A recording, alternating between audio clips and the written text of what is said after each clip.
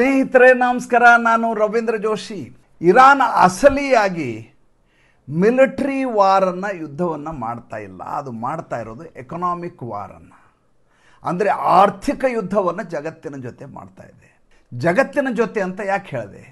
ಯಾಕೆಂದರೆ ಇವತ್ತು ನಡೀತಾ ಇರೋ ಯುದ್ಧ ಕೇವಲ ಗಲ್ಫ್ ರಾಷ್ಟ್ರಗಳ ಮೇಲಾಗಲಿ, ಅಮೇರಿಕಾ ಮೇಲಾಗಲಿ, ಇಸ್ರೇಲ್ ಮೇಲಾಗಲಿ ಮಾತ್ರ ಅಲ್ಲ, ಜಗತ್ತಿನ ಎಲ್ಲ ಭಾಗದಲ್ಲಿರುವಂಥ ತೈಲವನ್ನು ಬಳಸುವ, ಇಂಧನವನ್ನಾಗಿ ಮಾಡಿಕೊಡುವ ಎಲ್ಲ ರಾಷ್ಟ್ರಗಳ ಮೇಲೆ ಪ್ರಭಾವ ಬೀರುವ ನಿಟ್ಟಿನಲ್ಲಿ ಅದು ತನ್ನ ಪಗಡೆಯ ಆಟವನ್ನು ಆಡ್ತಾ ಇದೆ. ಬ್ಲೂಮ್ಬರ್ಗ್ ಮಾಡಿರುವಂಥ ಒಂದು ಅದ್ಭುತವಾದಂಥ ಅಂಕಿ ಅಂಶಗಳ ಸಹಿತ ಇರುವ ವಿವರಗಳನ್ನು ಇವತ್ತು ತಮ್ಮೆದುರು ಕೊಡ್ತೀನಿ. ಇಲ್ಲಿವರೆಗೂ ಎಲ್ಲಿಯೂ ಇದ್ರ ಬಗ್ಗೆ ಯಾರೂ ಮಾತಾಡಿಲ್ಲ. ಬಟ್ ಇದನ್ನು ಕೇಳಿದ ತಕ್ಷಣ ತಮಗೆ ಎಂಥ ಭಯಾನಕ ಸನ್ನಿವೇಶ ಸೃಷ್ಟಿಯಾಗಿದೆ ಅಂತ ಅನಿಸುತ್ತೆ. ಆದರೆ ಸತ್ಯವನ್ನು ನಾವು ಒಪ್ಕೊಳ್ಳೇಬೇಕಾದಂಥ ಅನಿವಾರ್ಯತೆ ಇದೆ. ಫೆಬ್ರವರಿ 28ಕ್ಕೆ ಯುದ್ಧ ಶುರು ಆಯಿತು ಸ್ವಾಮಿ, ಹೌದು ತಾನೆ? ಫೆಬ್ರವರಿ 28ರವರೆಗೆ ಯಾವ ಇರಾನಿನ ಸ್ಟ್ರೇಟ್ ಆಫ್ ಹಾರ್ಮೂಸ್ ಅಂತ ಹೇಳ್ತೀವೋ, ಅಂದರೆ ಈ 21 ಮೈಲಿನ ಕಾರಿಡಾರ್ ಇದೆಯಲ್ಲ, ಆ ಜಲಸಂಧಿ, ಆ ಜಲಸಂಧಿಯ ಮೂಲಕ ಪ್ರತಿನಿತ್ಯ 107ರಿಂದ 135 ಹಡಗುಗಳು ಪಾಸಾಗ್ತಾಯಿತ್ತು, ಕಾರ್ಗೋ ವೆಸಲ್ಸ್. 107ರಿಂದ 135 ಯುದ್ಧ ಶುರುವಾಯಿತು ಸ್ವಾಮಿ. ಯುದ್ಧ ಶುರು ಆದ ಮೇಲೆ 3 ವಾರಗಳಲ್ಲಿ, ಅಂದರೆ 23-24ನೇ ತಾರೀಕಿನವರೆಗೂ, ಮಾರ್ಚ್ 1ರಿಂದ 23-24ನೇ ತಾರೀಕುವರೆಗೂ, ಇಲ್ಲಿಯವರೆಗೂ ಅಲ್ಲಿಂದ ಪಾಸಾಗಿರುವಂಥ ಒಟ್ಟು ಹಡಗುಗಳ ಸಂಖ್ಯೆ, ಸರಕು ಸಾಗಣೆ ಹಡಗುಗಳ ಸಂಖ್ಯೆ ಕೇವಲ 21. ಪ್ರತಿನಿತ್ಯ 21 ಅಲ್ಲ, 3 ವಾರಗಳಲ್ಲಿ ಒಟ್ಟು ಸಾಗಿರುವಂಥ ಹಡಗುಗಳ ಸಂಖ್ಯೆ, ಅದನ್ನು ಟ್ರಾನ್ಸಿಟ್ ಆಗಿರುವಂಥ ಸಂಖ್ಯೆ 21. ಅಲ್ಲಿಗೆ ಎಷ್ಟು ಸ್ಕೇರ್ಸಿಟಿಯನ್ನು ಅದು ನಿರ್ಮಾಣ ಮಾಡಿದೆ ಅನ್ನುವುದನ್ನು ಆಲೋಚನೆ ಮಾಡಿ. 107ರಿಂದ 135 ಹೋಗುವ ಜಾಗದಲ್ಲಿ, ಪ್ರತಿ ದಿವಸ ಹೋಗುವಂಥ ಜಾಗದಲ್ಲಿ 3 ವಾರಗಳಲ್ಲಿ 21 ಹೋಗಿದೆ ಅಂದರೆ ಜಗತ್ತಿನಲ್ಲಿ ತೈಲಕ್ಷಾಮ ಉಂಟಾಗುವ ರೀತಿಯಲ್ಲಿ ಅದು ತನ್ನ ಕಸರತ್ತನ್ನು ಮಾಡ್ತಾ ಇದೆ. ತನ್ಮೂಲಕ ತನ್ನ ಬೆಲೆಯನ್ನು ಹೆಚ್ಚಿಸ್ಕೋತಾ ಇದೆ. ತನ್ನ ಹಡಗುಗಳಿಗೆ ಯಾವುದೇ ರೀತಿಯ ತೊಂದರೆ ಅನ್ನೋದು ಮಾಡಿಕೊಂಡಿಲ್ಲ. ಚೈನಾದ ಕೆಲವು ಹಡಗುಗಳನ್ನು ಬಿಟ್ಟಿದೆ, ಎಲ್ಲ ಹಡಗುಗಳಿಗೆ ಅವಕಾಶ ಮಾಡಿಕೊಟ್ಟಿಲ್ಲ. ಭಾರತದ ಕೆಲವು ಹಡಗುಗಳಿಗೆ ಅವಕಾಶ ಮಾಡಿಕೊಟ್ಟಿದೆ, ಉಳಿದವುಗಳು ಕಾಯ್ತಾ ಇದ್ದಾವೆ. ಎಷ್ಟು ಉಳಿದಿದ್ದಾವೆ ಅನ್ನೋದನ್ನು S&P ಗ್ಲೋಬಲ್ ಸರ್ವಿಸ್ನವರು ಮಾಹಿತಿಯನ್ನು ಕೊಟ್ಟಿದ್ದಾರೆ. ಅದನ್ನು ತಮ್ಮ ಎದುರಿಗೀಗ ಸಾದರಪಡಿಸ್ತಾ ಇದ್ದೀನಿ. 400 ಹಡಗುಗಳು ಈ ಸ್ಟ್ರೇಟ್ ಆಫ್ ಹಾರ್ಮೂಸ್ ಮುಂದೆ ಕಾಯ್ಕೊಂಡು ನಿಂತಿದ್ದಾವೆ.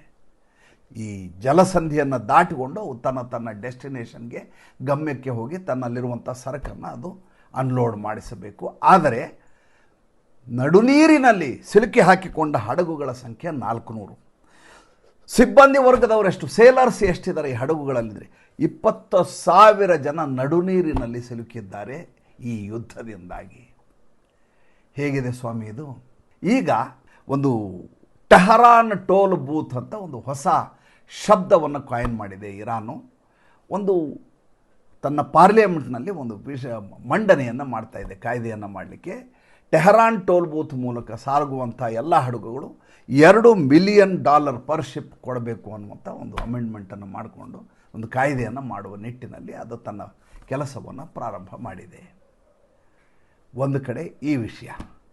ಇನ್ನೊಂದು ಕಡೆ ಇದಕ್ಕೆ ವಿರುದ್ಧ ದಿಕ್ಕಿನಲ್ಲಿ ಇನ್ನೊಂದು ಜಲಸಂಧಿ ಇದೆ. ಅದರ ಹೆಸರು ಬಾಬ್ ಅಲ್ ಮಂದಾಬ್ ಸ್ಟ್ರೇಟ್ ಅಂತ ಇದರ ಹೆಸರು. ಬಾಬ್ ಅಲ್ ಮಂದಾಬ್ ಸ್ಟ್ರೇಟ್ ಅಂತಂದರೆ ಸಂಧಿ, ಕಾಲುವೆ. ಈ ಬಾಬ್ ಅಲ್ ಮಂದಾಬ್ ಸ್ಟ್ರೇಟು ಸ್ವಿಸ್ ಕ್ಯಾನಲ್ ಹೋಗಿ ಸೇರ್ಕೋತದೆ. ಆ ಸ್ವಿಸ್ ಕ್ಯಾನಲ್ಲಿಂದ ಅವರೆಲ್ಲ ಹೋಗಿ ಯುರೋಪಿಗೆ ಸಪ್ಲೈ ಮಾಡಬೇಕಾದಂಥ ಸಪ್ಲೈ ಮಾಡ್ತಾರೆ. ಯಾವಾಗ ಇಲ್ಲಿ ರಕ್ತದ ರುಚಿ ಹತ್ತೋ ಇರಾನ್ಗೆ, ಬಾಬ್ ಅಲ್ ಮಂದಾಬ್ ಕೂಡ ನನಗೇ ಸೇರಿದ್ದು, ಆ ದಿಕ್ಕಿನಲ್ಲಿ ಹೋಗುವಂಥ ಹಡಗುಗಳು ಕೂಡ ನನಗಿನ್ನು ಮುಂದೆ ಟೋಲನ್ನು ಕಟ್ಟಬೇಕು, ನಮ್ಮ ಅನುಮತಿಯನ್ನು ಪಡೆಯಬೇಕು, ಆ ರಸ್ತೆಯನ್ನು ಕೂಡ ನಾವು ಬಂದ್ ಮಾಡ್ತೀವಿ, ಆ ಜಲಸಂಧಿಯನ್ನು ಕೂಡ ಬಂದ್ ಮಾಡುವಂಥ ಲೆಕ್ಕಾಚಾರದಲ್ಲಿದೆ ಇರಾನ್. ಈ ಮಧ್ಯೆ ಈ ಉಪದ್ವ್ಯಾಪಿಯ ಬಗ್ಗೆ ಒಂದೆರಡು ಮಾತುಗಳನ್ನು ಹೇಳಲೇಬೇಕು. ಡೊನಾಲ್ಡ್ ಟ್ರಂಪ್ ಅವರು ನೋಡಿ, ಮೊದಲನೇದಾಗಿ ಈ ಮನುಷ್ಯ 5 ದಿವಸದ ಬ್ರೇಕನ್ನು ತೋರಿಸಿದೆ. ಬ್ರೇಕ್ ತೋರಿಸಿದ ಮೇಲೆ ಗಂಭೀರವಾಗಿ ಅದನ್ನು ಇಂಪ್ಲಿಮೆಂಟ್ ಮಾಡುವಲ್ಲಿ, ಯುದ್ಧವನ್ನು ನಿಲ್ಲಿಸಲಿಕ್ಕೆ ಬೇಕಾದಂಥ ಕಾರ್ಯತತ್ಪರತೆಯನ್ನು ಆತ ಮಾಡಬೇಕು, ಆ ನಿಟ್ಟಿನಲ್ಲಿ ಕೆಲಸ ಆಗಬೇಕು, ಅಲ್ಲಿವರೆಗೂ ಮಾತಾಡಬಾರ್ದು. ಈತ ನಿನ್ನೆ ಸ್ಟೇಟ್ಮೆಂಟ್ ಕೊಟ್ಟಿದ್ದಾರೆ, ಇರಾನಿನ ಪರಮೋಚ್ಚ ನಾಯಕ ಸ್ಥಾನವನ್ನು ನನಗೆ ಕೊಡಲಿಕ್ಕೆ ಅವ್ರು ಕೇಳ್ಕೊಂಡ್ರು, ನಾನು ಆಗೋದಿಲ್ಲ ಅಂತ ಹೇಳಿದೆ ಅಂತ. ಏನು ಜೋಕ್ ಮಾಡ್ತಾ ಇದ್ದಾನ ಈ ಮನುಷ್ಯ? ಸೀರಿಯಸ್ ಆಗಿದ್ದಾನ? ಹುಚ್ಚೇನಾದರೂ ಹಿಡ್ದಿದೆಯಾ? ಒಂದೂ ನನಗೆ ಅರ್ಥ ಆಗ್ತಾ ಇಲ್ಲ. ಯಾವ ಅಯಾತುಲ್ಲಾ ಖಾಮ್ನಿಯ ಜಾಗದಲ್ಲಿ ಈಗ ಇನ್ನೊಬ್ಬನ ತಂದು ಕೂಡಿಸಿದಾರೆ, ಮೊಸ್ತಬಾನ್ ತಂದು ಕೂಡಿಸಿದಾರಲ್ಲ, ಆ ಜಾಗದಲ್ಲಿ ಡೊನಾಲ್ಡ್ ಟ್ರಂಪನ್ನು ಇರಾನಿಗೆ ಪರಮೋಚ್ಚ ನಾಯಕನನ್ನಾಗಿ ಮಾಡಬೇಕು ಅನ್ನೋದು ಅವರ ಇಚ್ಛೆಯಾಗಿತ್ತಂತೆ.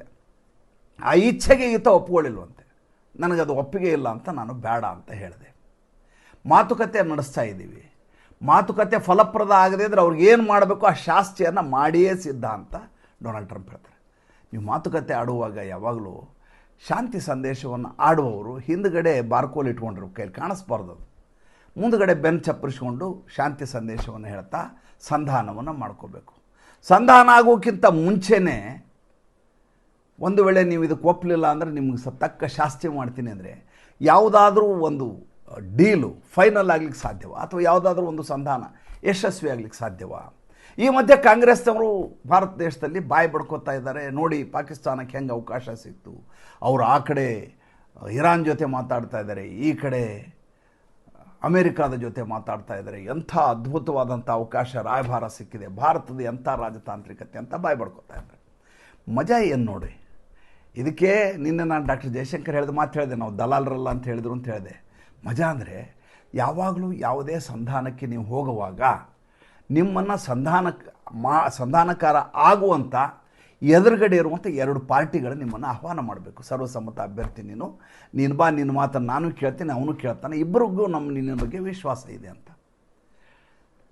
ಜೊತೆಗೆ ಸಂಧಾನ ಆಗಲಿಕ್ಕೆ ಯೋಗ್ಯವಾದಂಥ ಅಂಶಗಳು ಅದರಲ್ಲಿ ಇರಬೇಕು. ಇದಕ್ಕೆ ತದ್ವಿರುದ್ಧವಾದಂಥ ಧೋರಣೆ ನಡೀತಾ ಇದೇನಪ್ಪ? ಮೊದಲನೇದಾಗಿ ಪಾಕಿಸ್ತಾನ ತಾನಾಗಿ ಬೇಗಾನೆ ಶಾದಿಮೆ ಅಬ್ದುಲ್ಲಾ ದಿವಾನ ಅಂತ ಒಂದು ಮಾತಿದೆ ಸಾಬ್ರಲ್ಲಿ. ಏನಂದರೆ ಯಾರ್ದೋ ಮನೆ ಮದುವೆಯಲ್ಲಿ ಈ ಅಬ್ದುಲ್ಲಾನ ಡ್ಯಾನ್ಸ್ ಮಾಡ್ತಾ ಇದ್ದಂತೆ, ದಿಬ್ಬಣ ಹೋಗ್ತಾ ಇದೆ, ಮದುವೆದು ಮೆರವಣಿಗೆ ಹೋಗ್ತಾ ಇದೆ, ಈ ಅಬ್ದುಲ್ಲಾನ್ ಡ್ಯಾನ್ಸಲ್ಲಿ ತಂದೆ ಮನೆ ಮದುವೆ ನಡೀತಾ ಇದೆ ಅನ್ನೋಗಿ ಇವನಿಗೂ ಅದಕ್ಕೂ ಸಂಬಂಧವೇ ಇಲ್ಲ. ಹಾಗೆ ಪಾಕಿಸ್ತಾನದ ಇಲ್ಲಿ ಪೌರೋಹಿತ್ಯದ ಅಗತ್ಯವೇ ಇಲ್ಲ, ಅವ್ರು ಕೇಳೂ ಇಲ್ಲ. ಇರಾನ್ ಅಂತೂ ಪಾಕಿಸ್ತಾನವನ್ನು ಮಾತಾಡಿಸೋದು ಬಿಟ್ಟೆ ಆಗಲೇ 28 ದಿವಸ ಆಗಿದೆ. ಈ ಕಡೆ ಸೌದಿ ಅರೇಬಿಯಾಕ್ಕೆ ಈತ ಮೋಸ ಮಾಡ್ಕೊಂಡು ಹೋಗಿದ್ದಾನೆ ಶಹಬಾಜ್ ಶರೀಫು ಮತ್ತು ಆಸಿಮ್ ಮುನೀರು. ಡೊನಾಲ್ಡ್ ಟ್ರಂಪ್ ಈತನನ್ನು ವಿದೂಷಕನ ರೀತಿಯಲ್ಲಿ ನೋಡ್ತಾರೆ ಶಹಬಾಜ್ ಶರೀಫನ್ನು. ಶಹಬಾಜ್ ಶರೀಫ್ ತಾನಾಗೆ ಬಂದು ನಾನು ನಿಮ್ಮ ಮಧ್ಯಸ್ಥಿಕೆ ಮಾಡ್ತೀನಿ ಅಂದಾಗ ಪಟ್ಟಿ ಹಿಡ್ಕೋತ ಪಟ್ಟಿ ಕೊಟ್ಟು ಕಳಿಸಿ, ಯಾರು ಹೋದ್ರೆ ನಮಗೇನ್ರಿ ತೊಗೊಳ್ರಿ ಪಟ್ಟಿ ಅಂತ. ಆ ಪಟ್ಟಿಯಲ್ಲಿರುವಂಥ 15 ಅಂಶಗಳು ಹೆಂಗಿದಾವೆ ಅಂದರೆ, ಡೊನಾಲ್ಡ್ ಟ್ರಂಪ್ ಕೊಟ್ಟಿರುವಂಥ ಅಂಶಗಳು ಯಾವ ಕಾರಣಕ್ಕೂ ಎಂಥ ದುರ್ಬಲ ದೇಶ ಆದರೂ ಕೂಡ ಅದನ್ನು ಒಪ್ಕೊಳ್ಳಿಕ್ಕೆ ಸಾಧ್ಯ ಇಲ್ಲ. ಆ ರೀತಿಯದಾದಂಥ ಕರಾರುಗಳನ್ನು, ಷರತ್ತುಗಳನ್ನು, ನಿಬಂಧನೆಗಳನ್ನು ಈ ಮನುಷ್ಯ ಡೊನಾಲ್ಡ್ ಟ್ರಂಪ್ ಪಟ್ಟಿಯಲ್ಲಿ ಬರ್ತದೆ, ಹೋಗಿದ್ನ ಅಪ್ರೂವ್ ಮಾಡಿಸ್ಕೊಂಡು ಹೋಗು ನೀನು ಅಂತ ಕಳಿಸ್ತಾರೆ. ಜೋಕರ್ ಬಫೂನ್ ಅಲ್ಲದೆ ಇನ್ನೇನ್ರಿ?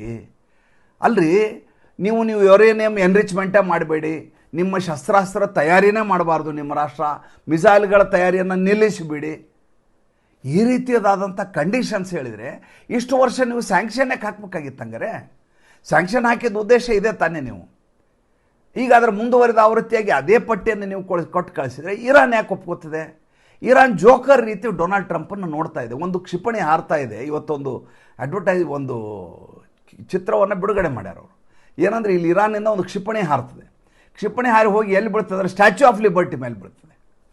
ಮಜಾ ಅಂದರೆ ನಿನ್ನೆ ಅವ್ರದ್ದೊಂದು ಆಯಿಲ್ ರಿಫೈನರಿ ಮೇಲೆ ಬೆಂಕಿ ಬಿದ್ದಿದೆ ಸರ್. ಅದು ನಿನ್ನೆ ಟೆಕ್ಸಾಸ್ನ ರಿಫೈನರಿ ಮೇಲೆ ಬೆಂಕಿ ಬಿದ್ದಿದೆ. ಬೆಂಕಿ ಬೀಳಲಿಕ್ಕೆ ಸಾಧ್ಯವೇ ಇಲ್ಲ, ಅದು ಅಷ್ಟು ಬಂದೋಬಸ್ತ್ ಇರುವಂಥ ರಿಫೈನರಿ, ಆಯಿಲ್ ರಿಫೈನರಿ, ಅದ್ರ ಮೇಲೆ ಬೆಂಕಿ ಬಿದ್ದಿದೆ. ಈಗ ಅದು ಭಯೋತ್ಪಾದಕ ಚಟುವಟಿಕೆ ಅಂತ ಹೇಳಲಿಕ್ಕೆ ಡೊನಾಲ್ಡ್ ಟ್ರಂಪ್ ಸಿದ್ಧ ಇಲ್ಲ. ಸ್ಲೀಪರ್ಸಲ್ಲಿರುವಂಥ ಇರಾನಿನ ಯಾವುದಾದ್ರೂ ಒಬ್ಬ ಫಿದಾಯಿನ್ ಹೋಗಿ ಅದನ್ನ ಹೊಡೆದಿರುವಂಥ ಸಾಧ್ಯತೆಗಳು ಬೇಕಾದಷ್ಟಿದ್ದಾವೆ. ಯುದ್ಧ ನಡೀತಾ ಇರೋದು ಇಲ್ಲಿ, ರಿಫೈನರಿಗೆ ಬೆಂಕಿ ಹತ್ತಿದ್ದಲ್ಲಿ. ಅಂದರೆ ಇರಾನ್ ಯಾವ ರೀತಿ ತನ್ನ ಕುತಂತ್ರವನ್ನು ಮಾಡ್ತಾ ಇದೆ ಅನ್ನೋದು ಅರ್ಥ ಮಾಡ್ಕೋಬೇಕಾದಂಥ ಸಂದರ್ಭ. ನಮ್ಮ ಭಾರತ ದೇಶದಲ್ಲಿ ಏನಾದರೂ ಈ ರೀತಿಯಾಗಿದ್ದರೆ ಈ ರಾಹುಲ್ ಗಾಂಧಿ ಪಟಾಲಂ ಅವರು ಇನ್ನಿಲ್ಲದ ಹಾಗೆ ನರೇಂದ್ರ ಮೋದಿ ಅವರನ್ನು ಅಟ್ಟಾಡಿಸಿಕೊಂಡು ಬೆನ್ನತ್ತಿರೋರು, ಏನು ಈ ರೀತಿ ಆಗ್ತಾ ಇದೆ ಅಂತ. ಅಮೇರಿಕೆ ಅಂತ ದೇಶ ಇರೋದರಿಂದ ಅಲ್ಲಿಯ ಜನ ಸಂಯಮದಿಂದ ಇದ್ದಾರೆ. ಈ ಯುದ್ಧ ಬೇಕಾಗಿಲ್ಲ ಅಂತ ಹೇಳ್ತಾ ಇದ್ದಾರೆ ವಿನಃ, ಏನಿದು ಪೆಟ್ರೋಲ್ ರೇಟ್ ಜಾಸ್ತಿ ಆಗಿದೆ ಅಂತ ಹೇಳ್ತಾ ಇದ್ದಾರೆ ವಿನಃ, ನಮ್ಮಲ್ಲಿ ಹೇಗೆ ಈ ರಾಹುಲ್ ಗಾಂಧಿ ಪಟಾಲಂ ಕೇಳ್ತಾರೆ, ಎಷ್ಟು ವಿಮಾನ ಬಿದ್ದವು? 5 6. ಡೊನಾಲ್ಡ್ ಟ್ರಂಪ್ ಹೇಳ್ತಾ ಇದ್ದಾರೆ 6 ಅಂತೆ. ಹೇಳಿ, ಲೆಕ್ಕ ಕೊಡಿ, ಸಂಸತ್ನಲ್ಲಿ ಚರ್ಚೆಯ ನೀಡಿ, ಇದ್ರ ಬಗ್ಗೆ ಚರ್ಚೆ ಆಗಬೇಕು, ಜಗತ್ತಿಗೆ ಗೊತ್ತಾಗಬೇಕು ನೀವು ಎಷ್ಟು ಕಳ್ಕೊಂಡಿದ್ದೀರಿ ಅಂತೇಳಿ. ಬಾಯಿಗೆ ಬಂದ ಹಾಗೆ ಸರ್ಕಾರವನ್ನು ಮಾಡೋದು, ಸೈನಿಕರ ಧೃತಿಗೆಡಿಸುವುದು, ಈ ಕೆಲಸವನ್ನು ಅಮೇರಿಕಾನೂ ಮಾಡಿಲ್ಲ, ಇಸ್ರೇಲ್ ಅಂತೂ ಮಾಡಿಲ್ಲ. ಇಸ್ರೇಲ್ ಮೇಲೆ ಅತಿ ಹೆಚ್ಚು ದಾಳಿಯನ್ನು ಮಾಡಿದೆ ಇರಾನ್. ಏಕೆಂದರೆ ಕೈಗೆ ಸಿಗೋ ರಾಷ್ಟ್ರ, 2-2.5 ಮೈಲಿಯಲ್ಲಿ ಕಿಲೋಮೀಟ್ರಲ್ಲಿ ಇರುವಂಥದ್ದು. ಹೋಗುತ್ತೆ, ಸೆಂಟ್ರಲ್ ಇಸ್ರೇಲ್ಗೆ ಹೊಡೆಯುತ್ತೆ, ಟೆಲ್ ಅವೀವ್ ಮೇಲೆ ಹೊಡೆಯುತ್ತೆ, ಕಂಡಲ್ಲಿ ಹೊಡಿತಾ ಇದೆ. ಬಹಳಷ್ಟು ಜನ ಗಾಯಾಳುಗಳಾಗಿದ್ದಾರೆ. ದೇಶ ಸರ್ಕಾರದ ಪರವಾಗಿ ನಿಂತಿದೆ. ಯುದ್ಧ ಅವ್ರಿಗೂ ಬೇಡಾಗಿದೆ, ಆದರೆ ಸರ್ಕಾರದ ವಿರುದ್ಧವಾಗಿ ಅವ್ರು ಯಾರೂ ಮಾತಾಡೋದಿಲ್ಲ.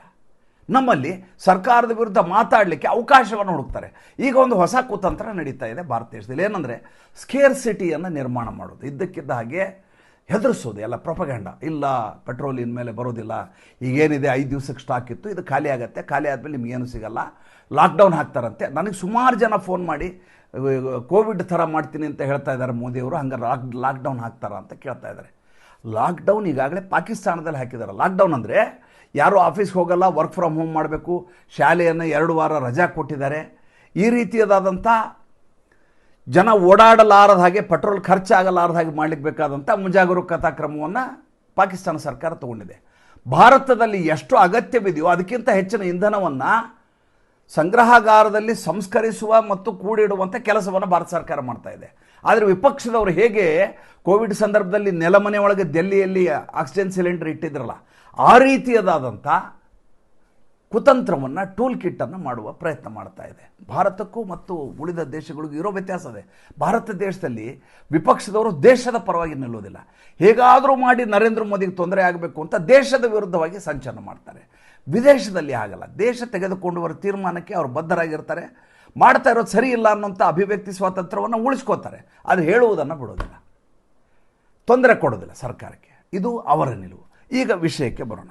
ವಿಷಯ ಹಾಗಾದರೆ ಮುಂದೆ ಪ್ರಶ್ನೆ ಬಂದಿರೋದು, ಯಾವ ಪಾಕಿಸ್ತಾನ ಮಾತುಕತೆ ಆಡತ್ತೆ ಅಂತ ಇಷ್ಟೆಲ್ಲ ಮಾತಾಡ್ಕೊಂಡು ಹೋಗ್ತಾ ಇತ್ತೋ, ಇರಾನ್ನವರು ಅವರಿಗೆ ಹಚ ಅಂಥೇಳಿ ಒದ್ದು ಓಡಿಸ್ಬಿಟ್ಟಿದ್ದಾರೆ.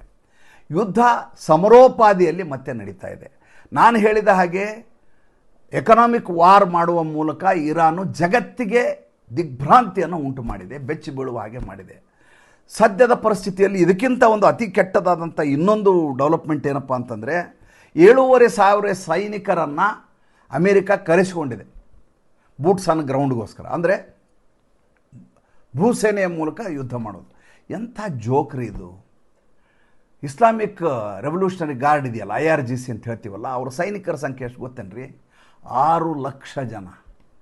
6 ಲಕ್ಷ ಜನರೆದುರಿಗೆ ಇವರ 7,500 ಜನ ಅಮೇರಿಕಾದ ಸೈನಿಕರು ಬಂದು ಏನು ಮಾಡ್ತಾರೆ? IRGC ಅವರು ನರಮೇಧ ಮಾಡಿ ಹಾಕಿಬಿಡ್ತಾರೆ ಇವ್ರನ್ನ. ಆ ಬಾಡಿ ಬ್ಯಾಗ್ನಲ್ಲಿ ಇಲ್ಲಿಂದ ಸೈನಿಕರನ್ನ ಅಮೇರಿಕಕ್ಕೆ ಕಳಿಸ್ಬೇಕಾಗತ್ತೆ. ಅವಾಗ ಅಮೇರಿಕ ಹೊತ್ತಿ ಉರಿಲಿಕ್ಕೆ ಶುರು ಮಾಡುತ್ತೆ. 2ನೇ ದಿನೊಂದು ಅತಿ ಕೆಟ್ಟ ಬೆಳವಣಿಗೆ ಆಗಿದೆ. ಅದೇನಪ್ಪ ಅಂದರೆ, ಇಷ್ಟು ದಿವಸದ ನಂತರ ಉಕ್ರೇನ್ ರಷ್ಯಾ ಮೇಲೆ ಅತಿ ದೊಡ್ಡದಾದಂಥ ಒಂದು ದಾಳಿಯನ್ನು ಮಾಡಿದೆ, ಅದರ ಸಂಸ್ಕರಣಾ ಘಟಕಕ್ಕೆ. ನಷ್ಟ ಎಷ್ಟು ಅಂತ ಕೇಳಬೇಕು ನೀವು. ರಷ್ಯಾ ರಫ್ತು ಮಾಡ್ತಾ ಇದ್ದಂಥ ಒಟ್ಟು ತೈಲ ಸಂಗ್ರಹದ 40% ನಾಶ. 40% ರಫ್ತಾಗುವ 40% ಇನ್ನು ಮುಂದೆ ಇರೋದೇ ಇಲ್ಲ. ಅಂಥ ದಾಳಿಯನ್ನು ಜೆಲೆನ್ಸ್ಕಿ ಮಾಡಿದ್ದಾರೆ. ನೋಡಿ, ಈ ಯುದ್ಧ ಒಂದಕ್ಕೊಂದು ಹೆಂಗೆ ಕನೆಕ್ಟ್ ಆಗಿದ್ದಾವೆ ಅಂತ ಹೇಳ್ತೀನಿ ನಿಮಗೆ. ಮೊದಲನೇದಾಗಿ ಯುದ್ಧ ಶುರುವಾಗಿದ್ದು ರಷ್ಯಾ ಉಕ್ರೇನು ನ್ಯಾಟೋ ಸೇರಿಕೊಂಡು ಶುರು ಮಾಡಿದರು. ಕೊನೆಗೆ ಜೆಲೆನ್ಸ್ಕಿನ ಕೈ ಬಿಟ್ಬಿಟ್ರು, ನಿಮ್ಗೆ ಗೊತ್ತಿದೆ. ಇದ್ರ ಜೊತೆ ಆ ಕಡೆ ಹಮಾಸ್ ಉಗ್ರರು ಮತ್ತು ಇಸ್ರೇಲಿಗೆ ಶುರುವಾಯಿತು. ಅದಾಗಿ 3 ವರ್ಷ ಆಗ್ಲಿಕ್ಕೆ ಬಂತು. ಅದು 4 ವರ್ಷ. ರಷ್ಯಾ ಉಕ್ರೇನು 4 ವರ್ಷ. ಇದು 2.5-3 ವರ್ಷ ಇಸ್ರೇಲು ಮತ್ತು ಹಮಾಸ್ ಉಗ್ರರದು. ಅದಾದ ಮೇಲೆ ಮೊನ್ನೆ ಫೆಬ್ರವರಿ 28ಕ್ಕೆ ಇರಾನ್ ಯುದ್ಧ, ಅಮೇರಿಕ ಇಸ್ರೇಲ್ ಯುದ್ಧ ಶುರುವಾಯಿತು. ಒಂದಕ್ಕೊಂದು ಹೇಗೆ ಕನೆಕ್ಟ್ ಇದ್ದಾವೆ ಅಂದರೆ, ರಷ್ಯಾದ ಸರ್ಕಾರ ಇರಾನ್ಗೆ ಸಹಾಯ ಮಾಡ್ತಾ ಇದೆ ರಿಯಲ್ ಟೈಮ್ ಇಂಟೆಲಿಜೆನ್ಸ್ ಮೂಲಕ. ಚೈನಾ ಸಹಾಯ ಮಾಡ್ತಾ ಇದೆ ತನ್ನ ಆರ್ಟಿಲರಿಗಳನ್ನು ಕಳಿಸುವ ಮೂಲಕ. ಇಸ್ರೇಲು ಇಲ್ಲಿಯೂ ಯುದ್ಧದಲ್ಲಿದೆ, ಹಮಾಸ್ ಜೊತೆನೂ ಲೆಬನಾನ್ ಜೊತೆನೂ ಯುದ್ಧ ಮಾಡ್ತಾ ಇದೆ. ಉಕ್ರೇನು ಗಲ್ಫ್ ಕಂಟ್ರಿಗಳಿಗೆ ಡ್ರೋನ್ಗಳನ್ನು ಕೊಡ್ತಾ ಇದೆ. ರಷ್ಯಾ ಆಯಿಲ್ ಸಪ್ಲೈ ಮಾಡ್ತಾ ಇದೆ. ಅಂದರೆ 3 ಯುದ್ಧಗಳು ಕೂಡ ಇಂಟರ್ ಕನೆಕ್ಟೆಡ್, 3 ಪ್ರತ್ಯೇಕವಾದಂಥ ಯುದ್ಧಗಳಲ್ಲ. ಹಾಗಾದರೆ ಇದು ವಿಶ್ವಯುದ್ಧ ಅಲ್ಲದೆ ಬೇರೆ ಏನು ಅಂತ ನಂಗೆ ದಯವಿಟ್ಟು ಹೇಳಿ. ನಾನು 1ನೇ ದಿವಸದಿಂದ ಹೇಳ್ತಾ ಇದ್ದೀನಿ, ವಿಶ್ವಯುದ್ಧ ಅಂತ ಬೋರ್ಡ್ ಹಾಕ್ಕೊಂಡು ವ್ಯಾಖ್ಯಾನ ಮಾಡ್ತಾ ಹೊಸದಾಗಿ ಎಲ್ಲ ದೇಶಗಳು ಯುದ್ಧಕ್ಕೆ ಇಳಿಯೋದಲ್ಲ. ನಡೀತಾ ಇರುವ ಯುದ್ಧದಲ್ಲಿ ಬೇರೆ ಬೇರೆ ರಾಷ್ಟ್ರಗಳ ಜೊತೆಗೆ ಸೇರಿ ಜಾಗತಿಕ ಮಟ್ಟದಲ್ಲಿ ಈ ರೀತಿಯ ದುಷ್ಪರಿಣಾಮ ಉಂಟಾಗೋದಕ್ಕೆ ವಿಶ್ವಯುದ್ಧ ಅನ್ನೋದು, ಮೂರನೇ ವಿಶ್ವಯುದ್ಧ ಅನ್ನೋದು. ಬೇರೆ ವಿಶ್ವಯುದ್ಧ ಅಂತ ಬೇರೆ ಇರಲಿಕ್ಕೆ ಸಾಧ್ಯವೇ ಇಲ್ಲ. ಆದರೆ ಅದರ ಪರಿಣಾಮವನ್ನು ಅನುಭವಿಸುವ ಸಾಮರ್ಥ್ಯ ನಮ್ಮಲ್ಲಿದೆಯಾ, ಅದು ಆಲೋಚನೆ ಮಾಡಬೇಕಾದ ವಿಚಾರ. ಮತ್ತು ಮುಂದಿನ ಸಂಚಿಕೆಯಲ್ಲಿ ಹೊಸ ವಿಷಯದೊಂದಿಗೆ ಬರ್ತೀನಿ. ಸಂಚಿಕೆ ಇಷ್ಟ ಆದರೆ ಲೈಕ್ ಮಾಡಿ, ಫಾಲೋ ಮಾಡಿ, ಶೇರ್ ಮಾಡಿ. ನಮ್ಮ ಮುಕ್ತ ಪತ್ರಿಕೋದ್ಯಮಕ್ಕೆ ಆರ್ಥಿಕವಾಗಿ ಬೆಂಗಾವಲಾಗಿ ನಮಸ್ಕಾರ.